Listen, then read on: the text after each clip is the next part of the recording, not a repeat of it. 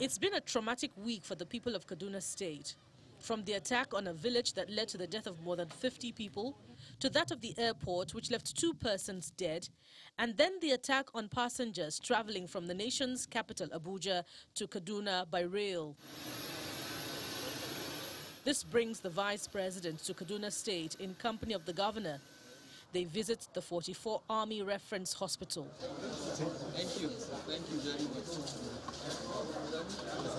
Thereafter, they proceed to the St. Gerard's Catholic Hospital in the Kakuri area of Kaduna metropolis. Several families have been thrown into mourning with the loss of 8 travelers from Monday's attack, while others have sustained various degrees of injuries. Some of them narrate their ordeal. We just had the sound of like a gunshot or anything. We can't judge what is that. So the train started shaking. After like some minutes, the train just fall down by its side. So after that, we started hearing the sound of a gunshot. So they just break the door of the train through the VIP side. They just came in, carry some people, many people, they shoot many people, they carry many people, take them inside the bush. Before the gunshot, it was like a bomb, but we couldn't understand what was it. So all of a sudden we started hearing guns, and I was shot on my legs, and after that I don't know what's happened again, but we just lie down on the floor and we saw those guys busy abducting some of the passengers. After the visit, the Vice President addressed journalists, during which he expressed the President's condolences to those who lost loved ones, promising that government will do whatever it takes to stop a repeat of the tragic incident. Well, first of all, to extend the condolence of Mr. President and the government to families of those who lost their lives in this terrible tragedy, and of course the families of those who are injured, and all of the victims of this very unfortunate and tragic incident. We remain resolute in our commitment to ensuring that these sorts of things are prevented, and that as quickly as possible services are restored, and that the type of safety measures that are required are put in place. Kaduna State has witnessed several attacks in just a week, and as a result, government may need an urgent review of the state's security architecture in order to assuage the fears of citizens amid these challenging times.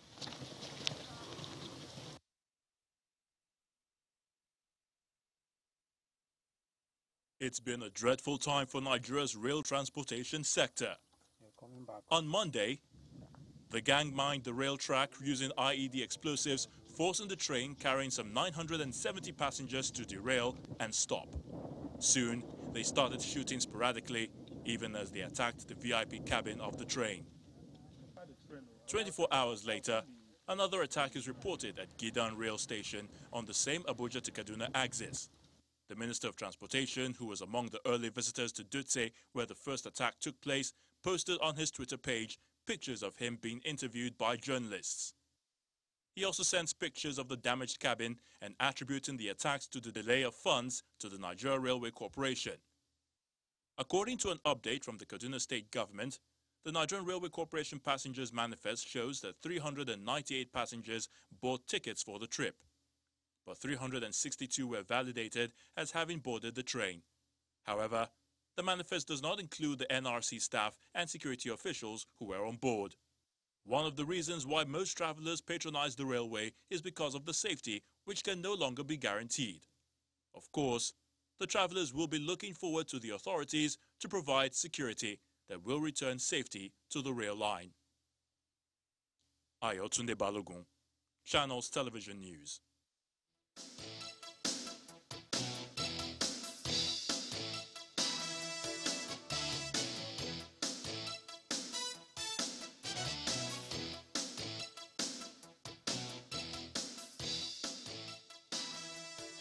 Let's get straight into the conversation this morning. Three gentlemen join us. Two of them are right here in our studios. Major General Henry Ayola, retired, former commander of Special Task Force, Operation Safe Haven, as well as Colonel Francis Okosons, who is a retired military officer and security consultant. Both join us in the studio. Gentlemen, thank you for joining us this morning. Thank you for having me. Let me begin with you, General. Is it time to call for a state of emergency on security?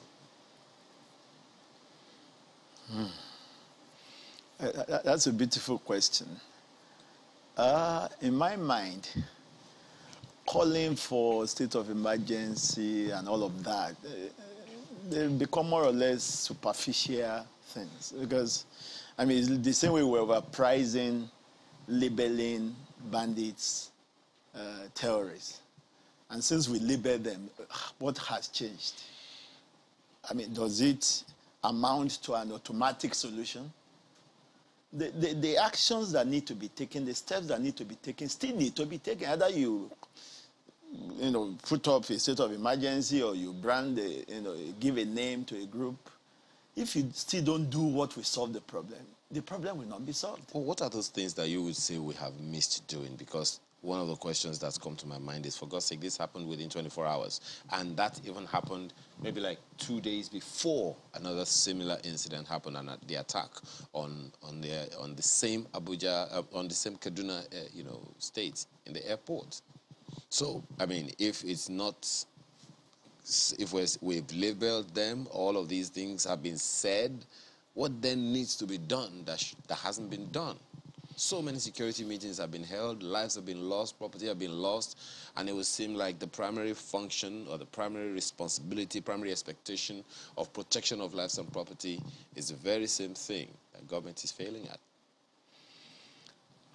It's a long list.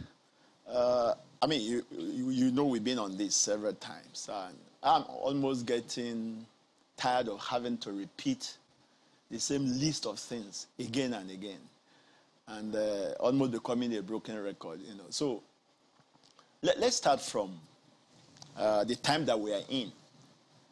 Okay, I had given this warning somewhere else earlier, that the moment political activities start, the security challenges are going to we're going to become either increasingly oblivious of them or lose focus on them. But that's not new to us. We've known that since 1999. Yeah, it's not new to us. But this is a nation we have done things that we don't like up-to time, and we still do them like we are doing them for the first time. Let me first of all very quickly take the opening comments of Colonel Francis Okosons as well. I'm sure that this comes to you also as a shock. 3 attacks within how many days? And first of all, do you think there was a security lacuna somewhere that we took our eye off the ball and we missed it happening, or what? Some would argue that this is a failure of intelligence. Yeah. Clearly, it's a failure of intelligence, no doubt. But you see, at whose doorstep do you place this? Like General Henry just said, we have repeated these things too many times that we're sounding like cracked record. We have argued that the intelligence you require to act must be generated, produced, and delivered by certain state actors. Where this has not been done, what actions have been taken? 3 attacks, one after the other, and somebody whose duty it is to read indicators and interpret them hasn't done this, and he still keeps his job, and we think it's normal. More will come if we continue the way we are.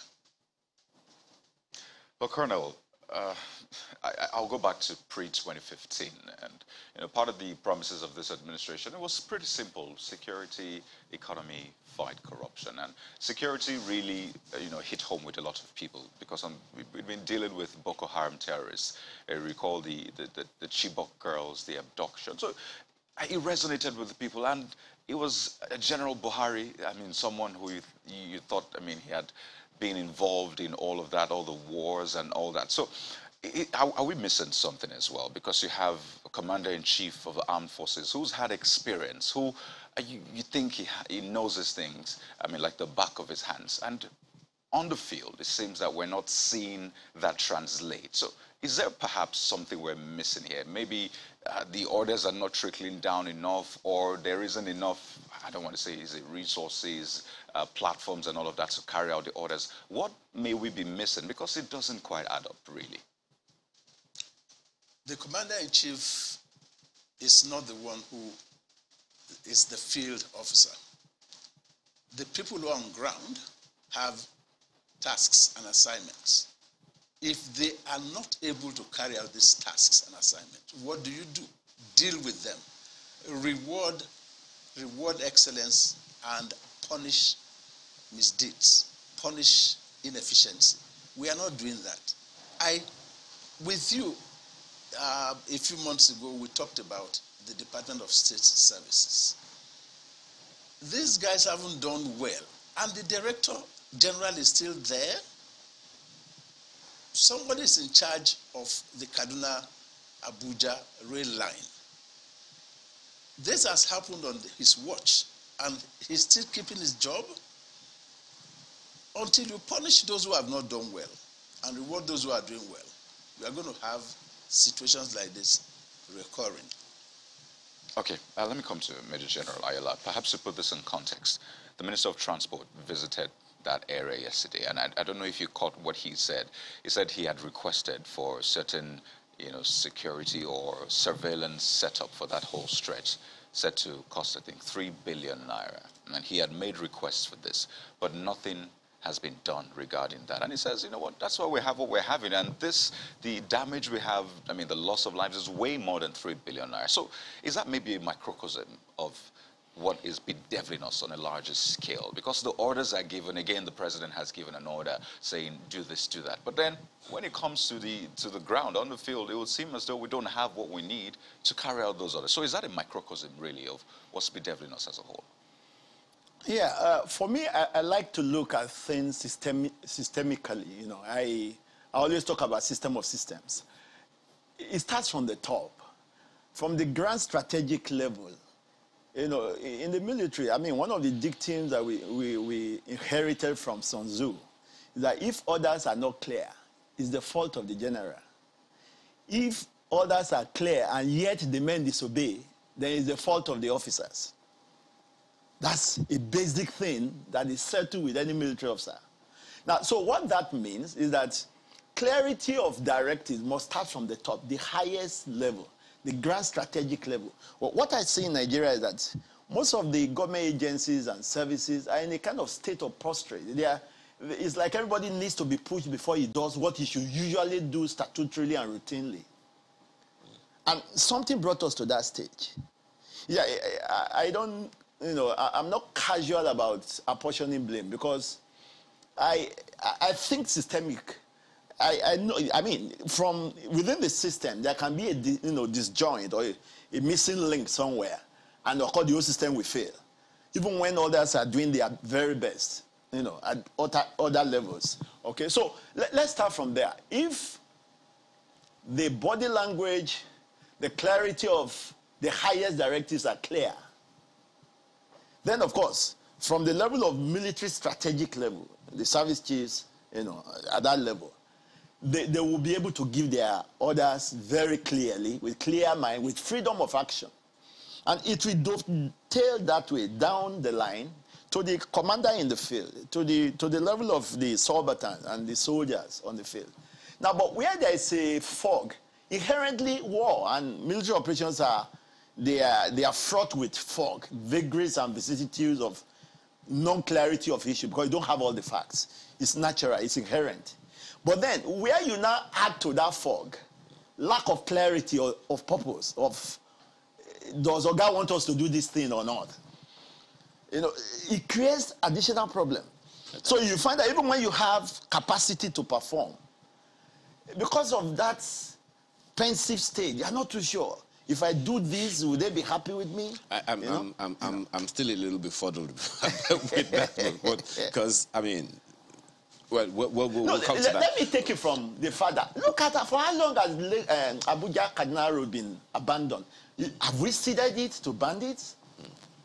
Are we saying we cannot solve that single problem that's in a 4 very years? valid question. Perhaps, an angle to the same conversation, but we'll come to more of that. Let's bring in from Kaduna, Brigadier General Sani Usman, retired. He's a former director, Army Public Relations. He's former spokesperson of the Nigerian Army. Thanks for joining us this morning, General. You are in Kaduna, and most certainly this must hit home a little differently for you than those of us who are far away. What are your thoughts? It's back-to-back attacks, and it is shocking and very, very mentally derailing, wouldn't you say? You are quite right. Yes, and more so aftermath of the incidents of day before yesterday. I drove from Abuja to Kaduna yesterday, and I've been to some of the hospitals to see some of the victims, particularly my friend, the former Deputy Governor of Zamfara State, and thankfully most of them are doing well. And may the souls of the departed rest in peace. It is really, really traumatic and disturbing that it seems that almost everywhere there is no safe haven in this country. The only thing that, converge both the common man and the elite, the trend is now no longer safe. But that notwithstanding, I think enough of the blame games and what have you. We have to realistically look at all those things, see what we can do to ensure safety of lives and property, particularly when it comes to transportation. I think the most important thing is that now that some of these victims are still with these kidnappers, I think we should emphasize more on rescue effort and see what do we put in place to mitigate these insistent security breaches.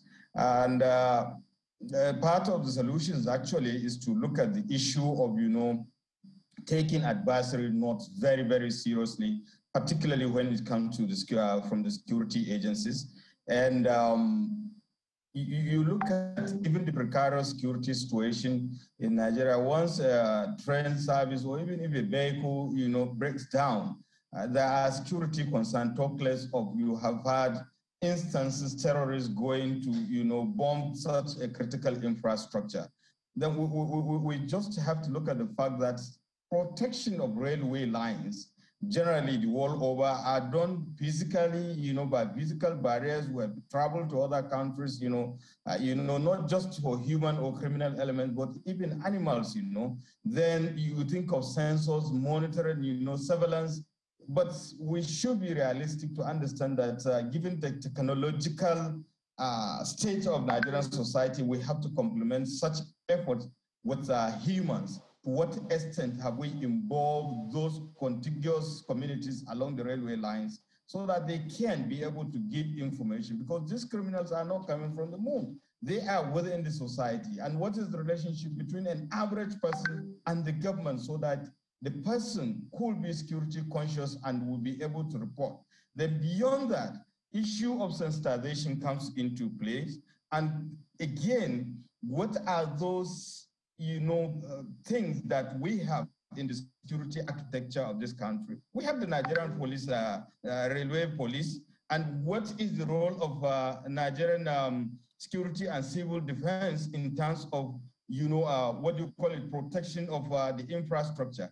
Now, let's look at what happened yesterday. People were saying, yes, after barely 24 hours, the attack at Akilibu, the same criminal elements went to railway station and opened fire on some people, and hardly lives were lost. So what is the level of protection do we give such facilities? Talk less of the railway line itself and the train itself, and of course, other facilities that I mentioned. Then again, what is the screening and ticketing system? Like at the beginning, we have over 970 passengers, we were told, but when the manifest was made manifest again, we have less than that number. So what happened? So you see, there are a lot of things that we have to look at beyond what we are saying, then everybody has a role to play. And we kept on saying, particularly the state government, unless the local government system works in this country, we are just deceiving ourselves, because they are bulk of these security challenges, they are within the purview of local government, so that we can be able to decentralize some of these issues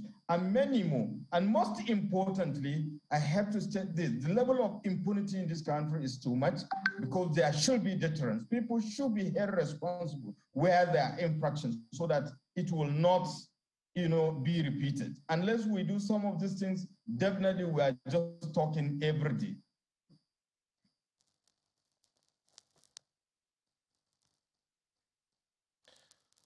Well, three different schools of thought. I'm trying to, find a common strand. And listening to General Henry Ola, he talked about how, he's a systemic person and he thinks that this is a system failure. Talking about how even the Kaduna Road has been, it was seen that we've surrendered it to bandits. Then coming to you, General Osman, you're talking about how we need to face, we stop apportioning blame. But our other guest in the studio believes that blames need to be apportioned because, there must be consequences for failure. So I'm trying my best to, find a common thread through all of this. So let me start with you, General Ayola, when you talk about systemic failure. I do not want to divorce this from the attack which happened at the airport on Sunday. We now have a clearer picture. We have been told that there was no real attack on the airport itself. From the explanation which we got, we were told that a group of bandits, we knew that they were bandits, were driving past a patch of land which was by the airport, and that the person who was killed, very sadly and unfortunately so, was a farmer who the airport authorities had also asked to help monitor a mast which they had close by. To be able to alert them, I think, if anything was going to happen to that mast. It was that poor farmer who raised an alarm that these bandits were coming and who was killed by the bandits. So we knew that there was a problem in Kaduna as we speak, and we cannot divorce that attack from what perhaps happened on the rail lines just 2 days ago. So whose job is it? And this is something I've been pondering on. Whose job is it to draw these links? Whose job is it to say, if these people, we're coming, have passed through this airport, where could they possibly be going? Can we trace them? Is it possible to, know what their next line of attack will be or what their motives are? Do we have such an overview? Yeah, thank you very much. I'm glad you brought that back. And again, that takes me back to the issue of system, because when you look at it, that general area, the area of the airport, Afaka Forest, Mando Road, NDA, Nigeria Air Force Base, those are the general areas where all these things are happening. And for a while, that area has been infested with these bandits. Because that's why they even had the audacity of, attacking NDA. So the best solution perhaps would have been to have done a general combing of that area since August last year, to now. Because there's no way you're going to cover any area per inch with human beings or deploy, even if you have more than enough soldiers. You can't do that. You can't deploy people per inch. So, of course, it's usually an integrated system where you have some equipment, some surveillance equipment. In fact, I have always advocated having a national infrastructure that would be for command, control, communication, computer, surveillance, intelligence, surveillance, and reconnaissance. I was opportune to lead a team to Turkey in 2015 to look at how they run theirs and how we can have such a backbone. It should be a scalable system. So each agency that has anything to do will be brought in. They can add on their own kind of equipment to interface with the backbone. And so it can be scalable. So you don't have to spend money for each agency, each ministry, like a Ministry of Transport is talking about now for railway. Railway would have been part of a component of that integrated unified system. Okay? Again, we don't have that yet. the police got one time, which worked for a while, I think about 2 years. And it should be an integrated thing. So all the security agencies and any arm of government that has anything to do with communication, surveillance, and all of that, we come into it. And so it will take care of everybody. It's cheaper, it's easier to maintain, and it's scalable. Okay, that is the kind of solution that will have helped this kind of thing. But because there is no one person that has an overlapping responsibility covering different areas, and because we don't have this kind of integrated, that's why that gap will always be there. Because there's no one single agency that will say, oh, it's in charge of the airport and it's also in charge of rail line, all at the same time. I mean, there are different people that are taxed in those areas. But if they were brought into one system that is integrated, that is unified, and every agency that has a part to play has its own, staff in those operation rooms, it will. In fact, part of what NCC had done, the Nigerian Communication Commission, when they created these emergency centers, communication centers, that will have been a component of that system. So that when you make an SOS call, it's received in one communication center, the appropriate agency which will respond, we have a representative there who takes it off from there, and the appropriate agency is contacted immediately, and you can have short responses, quick responses in dealing with issues. That's how it runs with nations where these things work. So where would that sort of agency have been housed? I mean, assuming we're to have something like that, where would it have been housed? And I do not know if we have such a thing now. I don't think we do. But what's the closest to that sort of agency which you are, that all-encompassing agency which we currently have? Yeah, well, the process, like I said, we went for a tour on that. When we came back, we did papers, and of course, again, we know resources have been dwindling for a while for the nation. It's usually a capital-intensive system, but what we even built into it is to have a special purpose vehicle that will be commercial, that can, make some money, and from that will be able to run the system, because we discovered from the old versions of such things that we have attempted before, one of the reasons why it didn't work, because it's so capital intensive that by the time they ran it for 2 years, they couldn't continue. So we learned that lesson and built a special purpose vehicle into it so that it can, run itself, even make some gains, and so it won't be dependent on recurrent, subvention from government, So the ball is in our court. I know there are many sectors calling for attention. And it's usually a problem for leaders. You haven't quite answered my question. I asked, assuming we're to have such an agency, one, where will it be housed? I want very quick answers to that. And now that we do not have the agency, what is the nearest looking thing we have to it? Okay, very good. There's another solution. We are looking at aviation in particular now. There used to be a National Air Defense Corps, which was meant to cover all the airports, the airspace over the nation. And it's actually a unified body. I know there are elements of them in different airports, some of them manning the air defense system that are available there. Yeah, those ones are there. It's again, I don't know the level of equipment they have that can enhance their efficiency and effectiveness.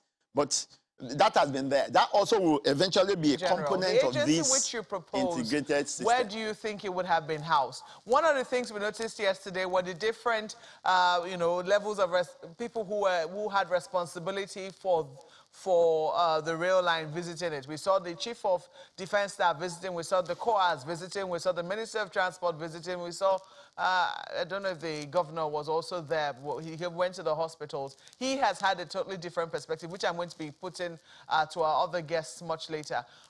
But this was what we saw yesterday. So what's the closest you think we currently have on the ground, apart from, or would I say, where would he have been housed, assuming we were to have such an agency which had an overview in terms of security? Yeah, like I said, that kind of agency I'm talking about is really not, it's not a different agency per se. It's an integration of all the agencies that are involved. with all of them having representatives and then having different centers where they come in. Yeah. Domesticated. Which agency, which ministry is that place going to be so that everyone will now say, okay, this is where we are, and then they can be feeding from there? Yeah. That's the question I'm actually answering. But maybe I'm not doing well in. For instance, usually, maybe the headquarters will be in the defense headquarters. Okay. It's a choice. Usually, there should be interagency, interministerial committee. Okay. That will see that. You look at the core users of that infrastructure. Okay. Those who have the preponderance of use, because that's the way it runs. You will have headquarters, but other agencies will also have micro it's operation centers. You say it's a surveillance infrastructure. It's more of communication, command, control, computer intelligence, surveillance, and reconnaissance. So it's an integrated, it covers everything, including radars and all of that. Essentially to preempt attacks. For intelligence gathering, for surveillance, of course they will have actors. You know. You see, in the centers where information will be received, that will be representative of all the different agencies involved. The first responders who should respond to any alarm will also be there. So it's a matter of now taking a phone to call the nearest operational unit to deal with that. The reason she's asking that question, and is quite understood, is, look, everybody's job is nobody's job. So if we say, okay, this is the place it is, then that's the place, that's the agency that is responsible for ensuring that that agency that you're proposing works. But there is a lot more to talk about on this when we return from this break. Please stay with us.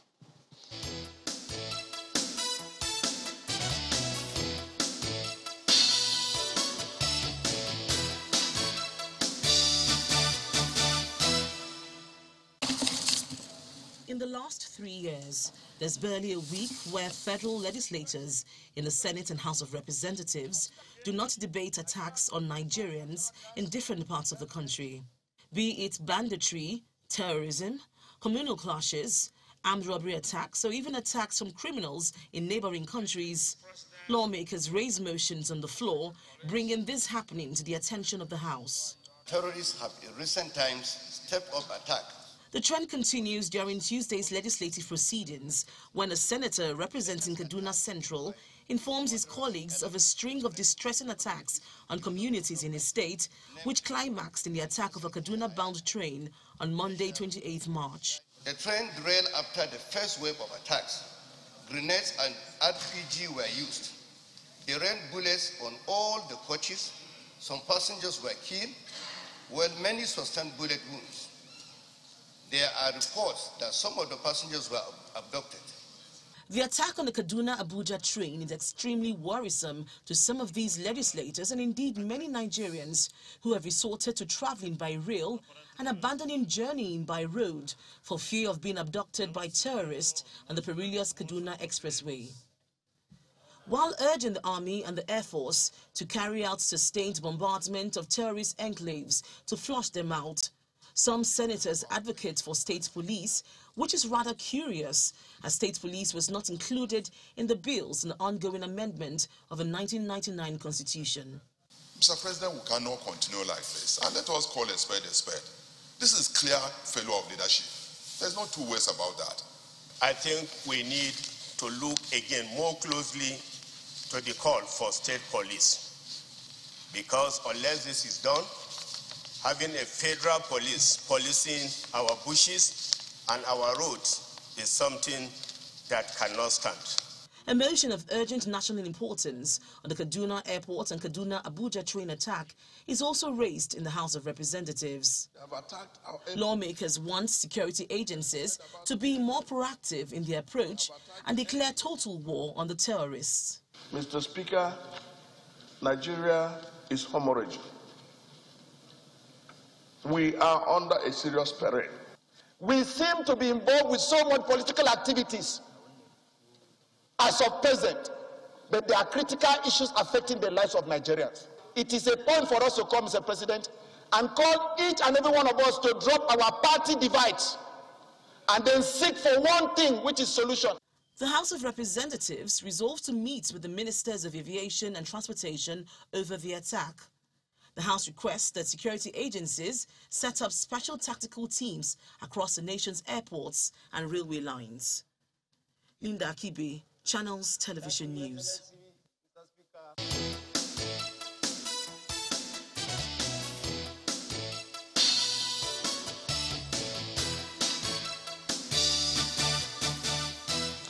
Thanks for staying with us. Colonel, let me bring this to you. A good number of issues were raised in that report that you just listened to. There are those who are talking about the possibility that maybe if we had state police, we'll be able to deal with these issues better.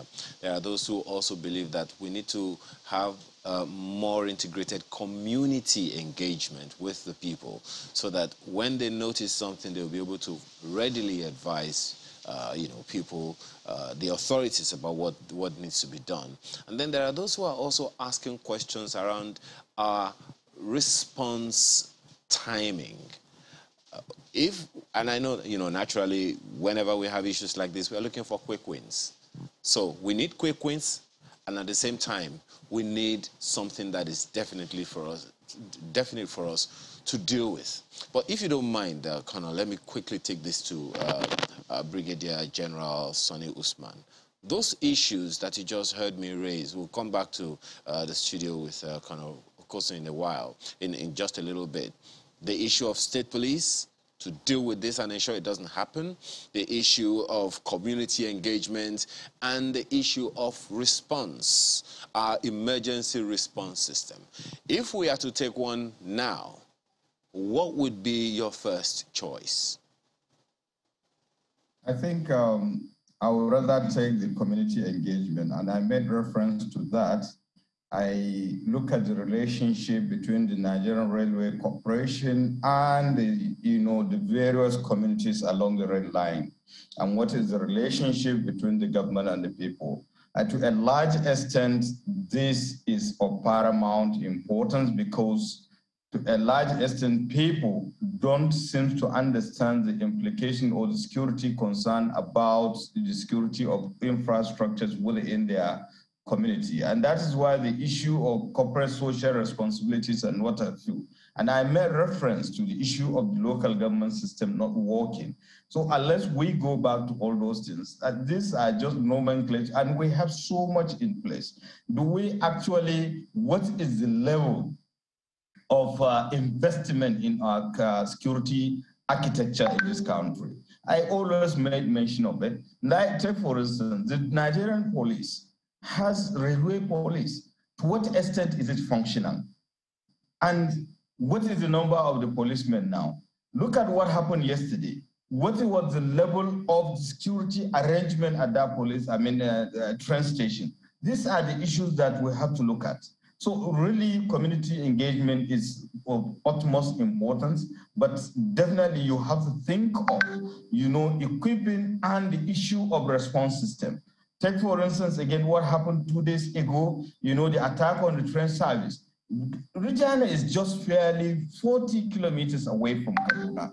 What are those things? In those days, you see, the road safety vehicles along the major highways, coming to rescue in case if there are road traffic accidents. To what extent do we have such rapid response, security, establishment along, critically or vulnerable areas? These are the issues also. Well, let me take this to Colonel Okosun now here in our studio. That question my colleague Ayo raised, I'll just ask you to respond to it.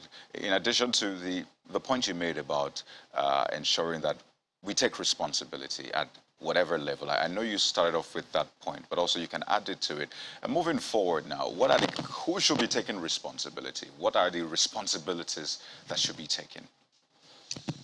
See, you have a problem defined. You have a security situation that is becoming unacceptable to us all. To act, you require intelligence. Intelligence is not produced, in this instance, by any other than those who are tasked to produce such intelligence. The ground in this country is covered by the Department of State Services and the Nigeria Police. This persons, I mean, this organization should give you the information or intelligence that you require. If something happened around Kaduna Airport over the weekend, that was indication enough. If that was not assessed and interpreted, and what happened at Regina happened a few days after, then there is a lacuna, there's a missing link there. Somebody has not done their job. So what is to be done is, if these organizations lack resources and they so declare, then they should be met with such resources. It appears simplistic, the way one puts it, but the truth is that the problems are there, and there are apparent reasons why these things are not being done, and nobody seems to be talking. Nobody seems to be talking. Look, in other climes, the Minister of Transport by now should have resigned. The DGSSS should have resigned or been fired. Because nothing has happened, we will come back to this same situation in the future. Right. So I just need to get more background to this. So you've talked about the responsibilities that you need to be taken, even though the Minister of Transport will tell you, well, I made requisition in court for these, apparatus or these surveillance systems and all, and it wasn't done. So, and if I mentioned particularly saying that, I mean, you do things and then your colleagues seem to frustrate what you do, essentially saying, I mean, one minister cannot make the whole forest. You still have to depend on others to get your job done. But maybe to step back a bit, and I know this has been maybe touched on lightly, but it's quite brazen, saying that these attacks are consistent on Kaduna, which some will say is one of our most fortified states. I imagine you trying to attack a Russian fortified city, for example. You know how difficult it is just to get one attack, but consistently, day after day. I mean, we had an explosion in Igabi. We had another attack. You have hundreds of bandits moving on motorcycles. I mean, not on governed spaces as well. So, I mean, why is it easy? Why is Kaduna an easy target? Let me just put it that way. Kaduna is an easy target because, like Gerald Ayola pointed out, the entire swath of Igabi, the NDA area, Afaka Forest, this is a large area that needs attention, that has required attention over time. Nothing has been done about it. Nobody has been held responsible. You see, the point I'm making is this. You have people responsible for these areas. They have not done their jobs, and you have not removed them to put other people there to do the job. I don't know how else to explain it. If they attacked the airport and you did nothing about it, they will come back. They attacked the airport, nothing was done about it, and that's why they went to some other place to attack. I don't know how else you want me to explain it, other than to say that people who are supposed to take action have not taken action.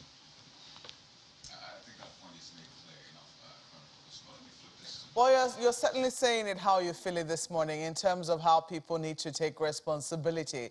But then, there's always this other side of the coin, this debate as to if you haven't empowered people and given them the tools that they need to do their job, can you turn around and fire them? Aren't you going to get the same results? I mean, take a look, for instance, at I hate to really bring football in here, but it's what we get to see. The team doesn't do well, you fire the coach.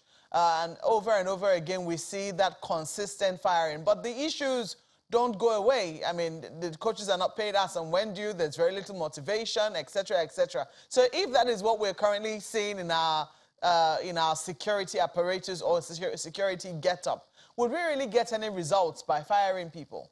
Well, have the people in charge come up to say they lack resources? And if they have said so, and they were not given, what did they do? You see, if I would resign, I would leave the job. If I cannot function, and I know I'm going to commit suicide, I would resign. So if the head of the police or the SSS, or for that matter, any other organization, lacked resources and they said so, and they were not given such resources, they were not enabled, they were not empowered, what did they do? They sat back And so nothing was done, and nothing will be done. So my point is that if people don't have resources to work with, they cannot function. But if they don't have resources to work with, would they sit there and pretend as though things were okay? I really wish that we could play the track of the Minister for Transport on this. I don't know if our producer has that on standby. It might be very useful. I know it's in a report, but it would be very useful to just listen to what he said with regards to the equipment which he had requested. He seemed to suggest that that idea was shut down. I don't know whether he insinuated it was by his colleagues or it was by people who did not see the need for that sort of equipment, and that this attack was foretold, especially when we were coming from a similar attack, which did not claim lives, I think, sometime in November last year. But this is what we currently have. And I do not know, in this instance, when you listen to that sort of, when you listen to what he has said, and you also know the other transport challenges that we have. For instance, at the seaport, we have been saying for a very long time, I do not know if the scanners are there now, we have been saying for a very long time that we do not have scanners at the country's ports. These are, some people say, basic equipment. We're not going to open every container one after the other that we should have, but we don't have them. Can we, as a country, can we really say that we do not know where our problems lie and how to solve them? Believe that, was it Edmund Burke who said that all that is necessary for the triumph of evil is that good men do nothing? If an Amechi knew rightly that he required surveillance equipment on the Kaduna railway line, asked for it but was not given, and he kept quiet about it. Now, I'm sure the nation heard about this thing for the first time only yesterday. Did he come up with it? Did he make a noise? Did he make a noise about it? Did he warn the country, the nation, that if we didn't do this, we'll be in trouble? Did he tell the nation that he did not, that his colleagues, as he put it, his colleagues have frustrated his efforts to get surveillance equipment on that line? I mean, come on now.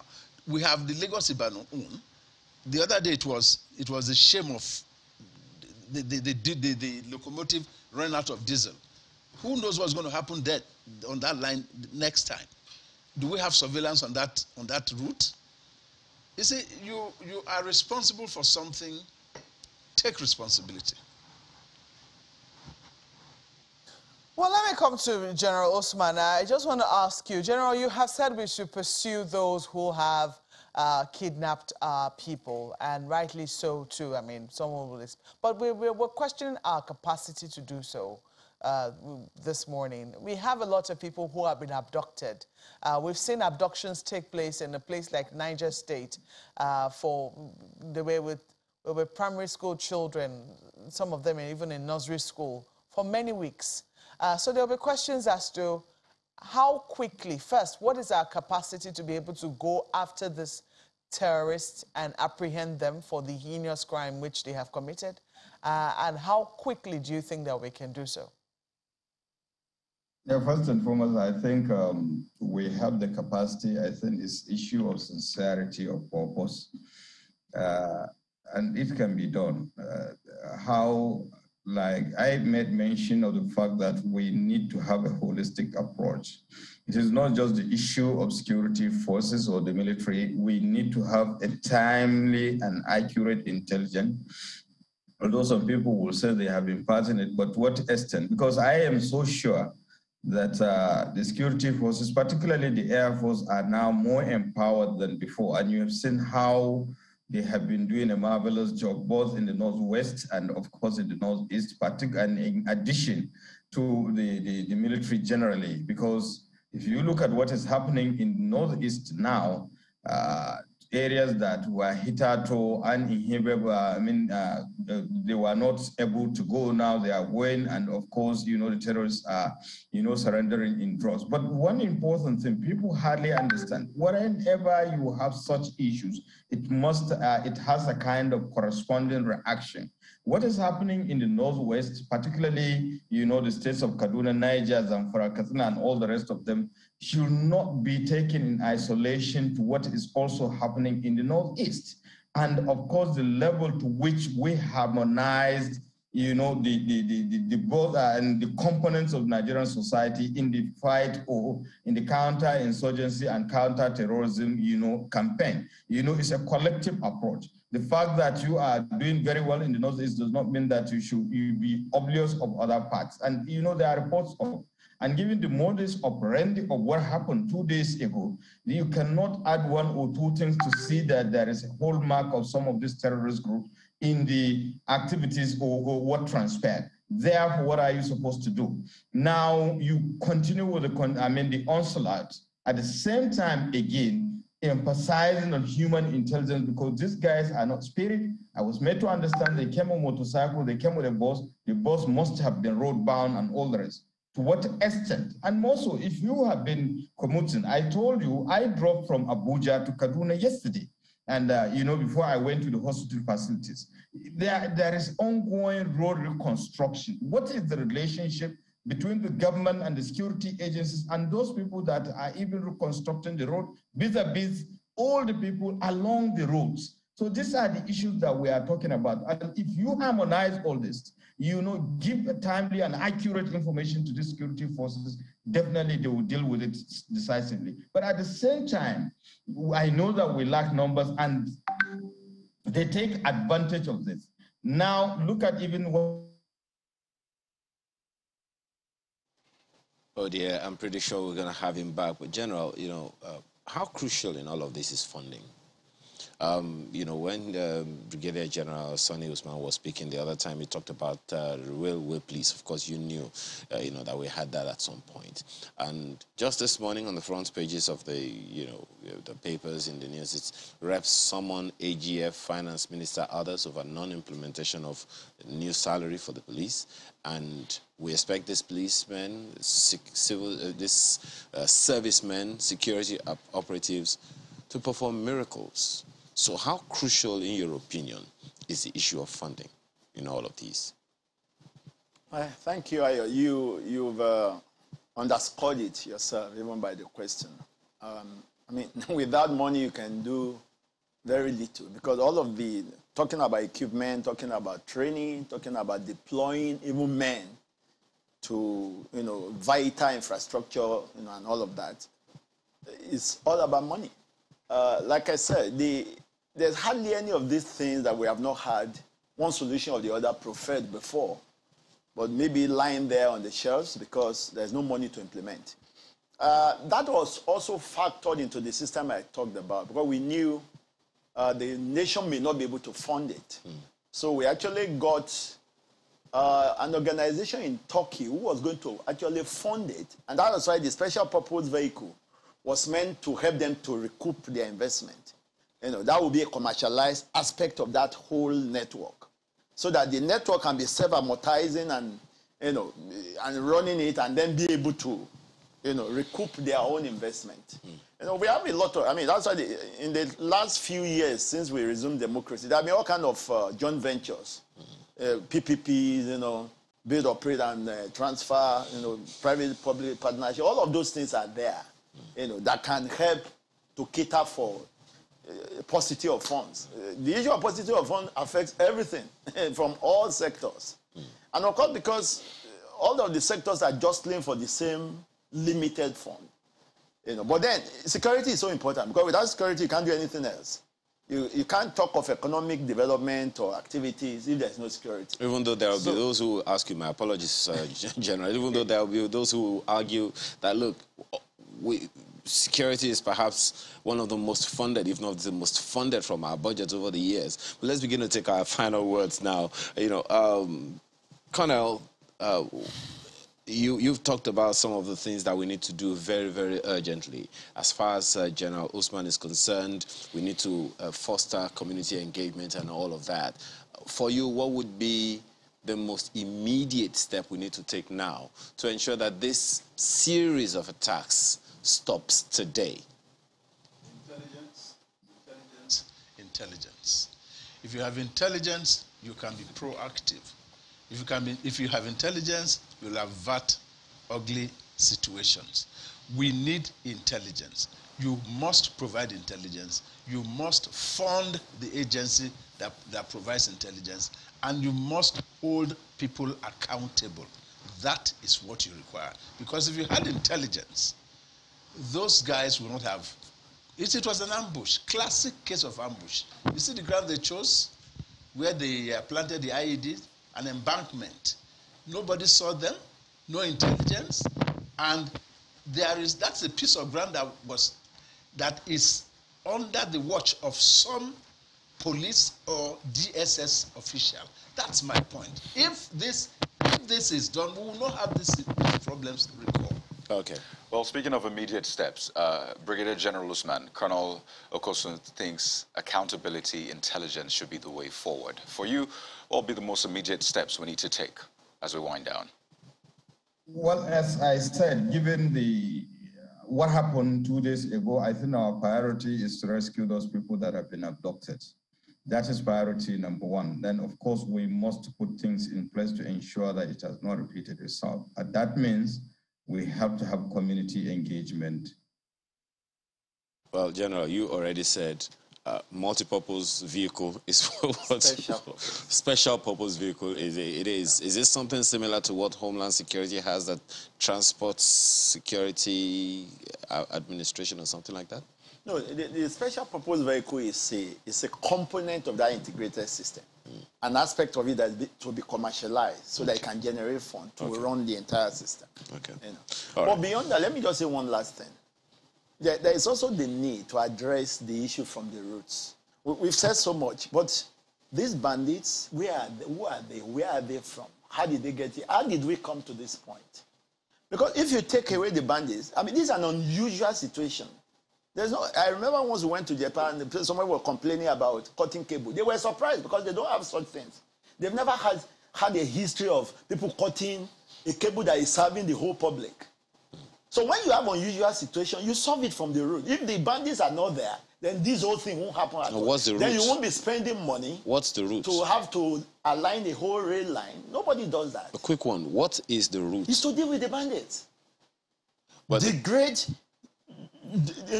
crush them out of the way. Question then will be, why do we have bandits? Don't answer that one. Major General Henry Ayola, former commander of Special Task Force Operation Safe Haven, thank you so much for your time this morning. Thank you. Colonel Francis Usman, retired military officer and security consultant. Beg your pardon, Colonel Francis Okosun. My sincere apologies. Thank you very much for your time this morning.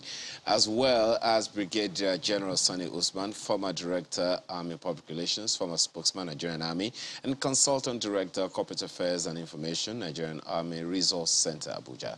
Thank you, gentlemen, for your time this morning. Thank you so much for having me. Well, we talked about funding. Let's talk about that after this break.